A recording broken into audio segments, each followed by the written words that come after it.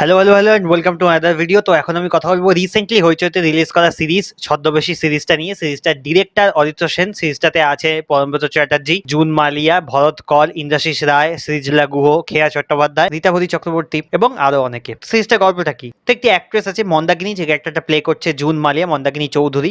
তো তার সাথে কিছু ঘটনা ঘটছে এবং তার ফলে সেই মনে করছে যে সে ডেঞ্জারে আছে এবং তাকে কেউ মারতে চাইছে। এবার কে মারতে চাইছে, কি বৃত্তান্ত, সেটা জানার জন্য সে হায়ার করছে আদিত্য মজুমদারকে, গোয়েন্দা আদিত্য মজুমদারকে, যে ক্যারেক্টারটা প্লে করছে পরমব্রত চ্যাটার্জি। তো কেমন হয়েছে সিরিজটা? তো এই সিরিজটা নিয়ে আমি বেশি যাবো না, আমার এমনিতে একটু গলা ব্যথা করছে এবং এই সিরিজটা নিয়ে বেশি কিচ্ছু বলার নেই। হইচই যে আর পাঁচটা গোয়েন্দা সিরিজ আসে, এটা সেই রকমই র্যাদার, মানে ভেরি ভেরি অ্যাভারেজ সিরিজ হয়েছে। সিরিজটার 7টা এপিসোড আছে, 20-22 মিনিটের অ্যারাউন্ড এপিসোড, টোটাল মোটামুটি 2-2.5 ঘন্টার মতো লেন্থ। এবং তাতেও কিন্তু সিরিজটা প্রচন্ড ড্র্যাগড ফিল হয়, মানে আমি জানি না কেন আমার প্রচন্ড বোরিং লাগছিল। মানে 2-2.5 ঘন্টা সিরিজ আমার মনে হচ্ছে আমি 5 ঘন্টা ধরে দেখছি। আমি লিটারালি বলছি, আই এম নট এক্সাজারেটিং, মানে আমার এতটা বোর লাগছিল। মানে একটা থ্রিলার, একটা ডিটেকটিভ সিরিজ যে এত বোর লাগতে পারে আমি জানতাম না। মানে এর আগে হইচইতে লাস্ট দেখেছিলাম ঠাকুমার ঝুলি, সেটাও একটা থ্রিলার, মিস্ট্রি থ্রিলারই ছিল। বাংলায় তো যা হয় সব মিস্ট্রি থ্রিলার হয়, গোয়েন্দার লাইন লাগিয়ে দিয়েছে পুরো। ঠিক আছে, বাজারে যেমন হয় না, সবজি ফল বিক্রেতারা মানে বসে থাকে, একজনের পর একজন ফল বিক্রেতা সবজি বিক্রেতা বসে থাকে, সেরকমই বাংলা গোয়েন্দার পুরো বাজার বসে গেছে। ঠিক আছে, গোয়েন্দা বাজার, ওরকম একটা অবস্থা বাংলার ওটিটি প্ল্যাটফর্মে। বাংলা বইয়ের তো আমি ছেড়ে দিলাম, সেখানেও সেম। এবার ব্যাপারটা হলো এই যে সিরিজটা আছে, এটার মধ্যে এক্সট্রাঅর্ডিনারি কিছু নেই। আজ যেটা আমি বলছিলাম যে ঠাকুমার ঝুলি সিরিজটা, সেটাও খুব একটা এক্সট্রাঅর্ডিনারি কিছু ছিল না, বাট সেটা দেখতে আমাদের এরকম মানে বোর লাগেনি, মানে এতটা এরকম ড্র্যাগড ফিল হয়নি। বাট এই সিরিজটা জানি না কেন আমার এত ড্র্যাগড লাগছিল, আমার এত বোর লেগেছে সিরিজটা। মানে আমি জানি না আমি সিরিজটা নিয়ে ভালো কি বলতে পারবো, মানে আমি লিটারালি ভালো কিছু দেখতে পেলাম না। মানে ঠিক আছে, সিরিজটার যে ডিরেকশন বা everything is very flat, it's okay, যদি গল্পটা ভালো হতো। বাট গল্প মানে হইচই সিরিজ বলেই বলছি ইটস ওকে। এটা অন্য কোনো সিরিজ হলে আমি আরো এক্সপেকটেশন বেশি রাখতাম। হইচই সিরিজ ওটা ঠিক আছে, মানে ডিরেকশনে একই টাইপের লুক এন্ড ফিল, সে আর পাঁচটা যেমন হইচই সিরিজ হয় সেরকমই দেখতে লুকটা হবে, কালার গ্রেডিং সেম হবে, ঠিক আছে। বাট গল্পে কিছু নতুন তাও নয়। আমি এর আগে গল্পটা সানডে এক্সপ্রেসে শুনিনি, আমি ফার্স্ট টাইম এখানে শুনছি। তো আমি জানি না এরা কিছু যদি চেঞ্জ করে থাকে, কিছু যদি পিন্ডি চটকে থাকে গল্পের, আই ডোন্ট নো দ্যাট। আমার একদম ফার্স্ট হ্যান্ড এক্সপিরিয়েন্স এই সিরিজটা, এবং আমার না একদম পছন্দ হয়নি। মানে গল্পটার মধ্যেও তেমন কিছু নেই, স্ক্রিন প্লেটাও কোনো জোরালো নয়, এবং এত লম্বা সিরিজটা মানে আমার লিটারালি বোর লাগছিল। আমি একটা সিটিং এ বসে দেখেছি, বাট তার মাঝখানে আমি এতবার পজ করে করে উঠেছি, আমি ফোন চেক করছিলাম, বিকজ আমার বোর লাগছে। আমি করি না সাধারণত, আমি এর আগে একটা কোন ভিডিওতে বলছিলাম, প্রীতম এন্ড পেড্রোতে আই থিঙ্ক বলছিলাম, যে আমি করি না সাধারণত ফোন চেক, আমি কেনই বা করবো না। আমি একটা সিরিজ দেখছি বা সিনেমা দেখছি মন দিয়ে দেখবো, বাট আমার এত বোর লাগছিল, মানে আমি জাস্ট নিতে পারছিলাম না।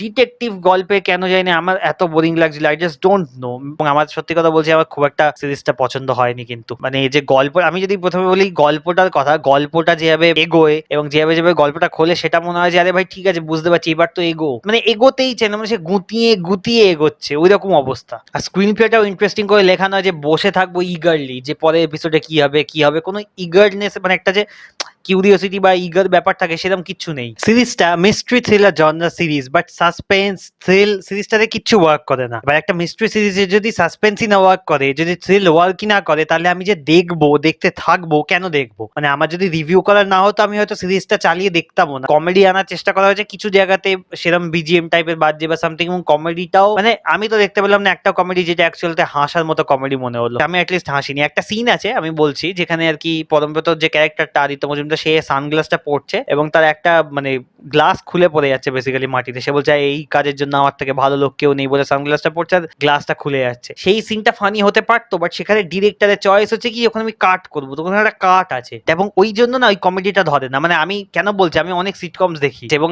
ট্রাস্ট মি, আমি সিটকমস দেখি, আমি ওই ব্যাপারটা বুঝতে পারি যে ওই সিনটা যদি টানা হতো, মানে বলছে অ্যান্ড দেন ইমিডিয়েটলি চশমার কাজটা খুলে গেল, that would have been funnier. But এখানে যেটা করা হয়েছে, কাট করা হয়েছে এবং ওয়েস্ট অব্দি দেখা যাচ্ছিল, তারপরে শর্টটাতে মিড শর্টে মানে বুক অব্দি দেখা যাচ্ছে, একটুখানি এরকম আর কি শর্টের হালকা একটা চেঞ্জ আছে, এবং ওই জন্যই অ্যাকচুয়ালি জিনিসটা অর্গানিক লাগে না। বাট ওই সিনটা যেভাবে সিন, আমি গ্যারেন্টি দিচ্ছি যদি এটা কোনো হলিউডের সিটকম এরকম সিন থাকতো, ওই সিনটা কন্টিনিউয়াস হতো, ওখানে কোনো কাট হতো না, বিকজ তবেই কমেডিটা হয়। আদারওয়াইজ ওই কাটটা করলে বোঝা যাচ্ছে ওটা ফেক। এবং ওই যে কমেডিটা ব্যাপারটা, যে সানগ্লাসটা, মানে সানগ্লাসটা তো অবভিয়াসলি আগে থেকে খোলা ডিট্যাচ করা, বাট অডিয়েন্স কি বিলিভ করছে যে ওটা নর্মাল সানগ্লাস, ওই যে ইলিউশনটা, তার জন্য লঙ্গার কাটটা দরকার, ওখানে কাট করে দিলে বোঝা যাচ্ছে যে টুক করে রিপ্লেস করে দেওয়া হয়েছে। ওই জায়গাটা আমার অ্যাকচুয়ালি খুব চোখে লেগেছে, এবং এইখান থেকে আমার মনে পড়লো কাট সিরিজে অনেক এমন সিন দেখলাম যেখানে অ্যাব্রাপ্টলি কাট করে করে বেরিয়ে যাচ্ছে। মানে এই সিন নেক্সট সিনটা মানে এমন কাটটা এমন অ্যাব্রাপ্ট, মানে অদ্ভুত টাইপের এডিটিং দেখলাম। আমি জানি না আমি কি ভুল দেখলাম নাকি অ্যাকচুয়ালিতে কাটটা এত বাজে, আই ডোন্ট নো। বাট কয়েকটা মানে খুব কম সিন আছে, বাট কিছু সিন যেগুলো আছে মানে কাটগুলো এমন এমন আছে, মানে একটা জায়গা আছে এখানে পরমব্রত ক্যারেক্টারটা তার ফোনে তার মেয়ের সাথে কথা বলছে এবং ওইখানটাতে মেয়েটা আর কি রীতাভরীকে, পরমব্রত যে ক্যারেক্টারটা আদিত্য মজুমদার তার ওয়াইফের ক্যারেক্টার প্লে করছে রীতাভরী, তো রীতাভরীকে ফোনটা ধরে দিয়ে বাচ্চাটা চলে যায়, ওখানে একটা কাট হয় এবং ওই কাট মানে প্রথমে দেখানো হচ্ছে বাচ্চাটার সাথে কথা বলছে, পরবর্তী সিনে যে রীতাভরীর সাথে কথা বলছে, ওই যে কাটটা ইটস ভেরি ব্যাড। মানে ওই জায়গাটা বড্ড অ্যাব্রাপ্টলি আসে, মানে আমি জানি না ওটাকে কিভাবে আমি আর বলবো, মানে ওটা দেখলে আপনারা হয়তো বুঝতে পারবেন ওই জায়গাটা বড্ড বাজে লেগেছে। এবং থ্রু আউট দ্য সিরিজ সেরকম ভাবে কোনো ডিরেকশন এক্সট্রাঅর্ডিনারি মনে হয়নি আমার, যেটা মানে খুব ভাল লাগছে দেখতে, সেরকম আমার কিন্তু মনে হয়নি। সিরিজে 14 বার ফ্ল্যাশব্যাক দেখানো হচ্ছে, 14 বার না হলেও অনেকবার ধরে ফ্ল্যাশব্যাক দেখানো হচ্ছে। কেন ভাই? যে দেখছে অডিয়েন্স সে কি গজনি নাকি তার অ্যালজাইমার্স আছে? সে কি ভুলে গেল যে আগের এপিসোডে কি হয়েছিল? পরবর্তী এপিসোডে ফ্ল্যাশব্যাক দেখিয়েছে। এরকম ভাবে 14 বার সিরিজে অনেকবার ধরে ফ্ল্যাশব্যাক দেখানো হয়। লাস্ট এপিসোডে গোয়েন্দা সত্য উদ্ঘাটন করে, যেরকম আমরা টিপিক্যাল বাংলায় দেখে থাকি। বাংলার যে কোনো গোয়েন্দা গল্পের ক্ষেত্রে লাস্ট এপিসোডটা বা লাস্টের দিকে গিয়ে, সিনেমা হলে লাস্টের দিকে এবং সিরিজ হলে লাস্ট এপিসোডে সত্য উদ্ঘাটন হয়, সেটা আমরা দেখতেই পাই। মানে বাংলার এটা একটা স্টাইল এবং সেটা হয়েই থাকে। হইচই যে গোয়েন্দা সিরিজ এবং যে কোনো গোয়েন্দা সিরিজের ক্ষেত্রে এটা হয়। এবং সত্য উদ্ঘাটনটা এখানে এমন ভাবে হয়েছে যে গোয়েন্দা সিরিজে যা হয়েছে তা A to Z সত্য উদ্ঘাটনের এপিসোডে সব একদম শুরু থেকে শেষ অব্দি গড় করে এমন ভাবে বলে যাচ্ছে, মানে বাকি সিরিজটা দেখার দরকার হয় না। শুধু লাস্ট এপিসোড যদি কেউ দেখে সেও বুঝতে পারবে। মানে একটা লোক যদি লাস্ট এপিসোডটা দেখে আর একটা লোক যদি পুরো সিরিজটা দেখে, তাদের এক্সপিরিয়েন্সের কোনো ডিফারেন্স হবে না। মানে আমি যদি লাস্ট এপিসোডটা দেখেও রিভিউ করে দিতাম, আপনি বুঝতেও পারতেন না, বিকজ লাস্ট এপিসোডে সব ওভাবেই বলে দিয়েছে। কেন ভাই তুমি কষ্ট করে তাহলে 2.5 ঘন্টা সিরিজ বানাচ্ছ, তুমি 8 ঘন্টার একটা লাস্টের এপিসোডটাই বানাও।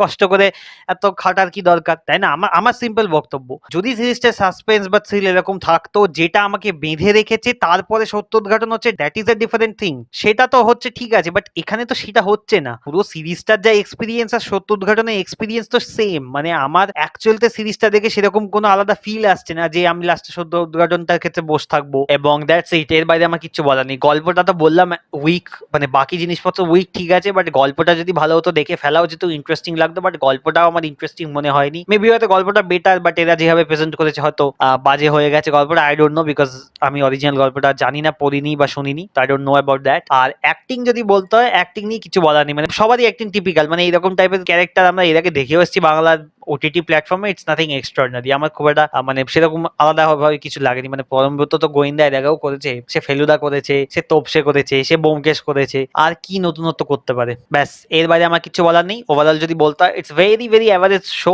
আপনার যদি এরকম টাইপের শো দেখতে ভালো লাগে, টাইম পাসের জন্য দেখতে চান, মেবি একবার ট্রাই করে দেখতে পারেন। ভালো লাগলেও লাগতে পারে, আমি গ্যারান্টি দিতে পারছি না। আমাকে যদি রেটিং দিতে বলা হয়, সিরিজটাকে আমি রেটিং দেবো 2.5 আউট অফ 5 স্টার্স। এর বাইরে এর বেশি রেটিং আমি দিতে পারছি না। তাও মেবি হয়তো 2.5 আমি বেশি দিলাম, হয়তো অনেকে 2 স্টার দেবে, বাট আমি 2.5ই দিলাম। আমি একটু লিনিয়েন্ট রেটিং নিয়ে। And that's it, that was the review. যদি ভিডিও ভালো লাগে তাকে লাইক, শেয়ার, সাবস্ক্রাইব, অ্যান্ড আইল C in the next video. Good bye.